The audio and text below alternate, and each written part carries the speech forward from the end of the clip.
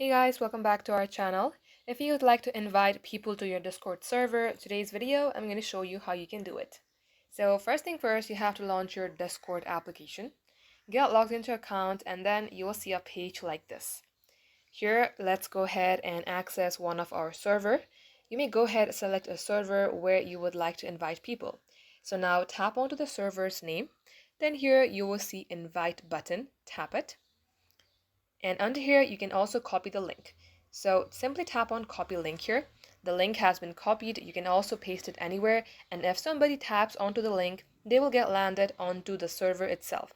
If you would like to invite your friends, they will be listed here and all you have to do is tap on invite.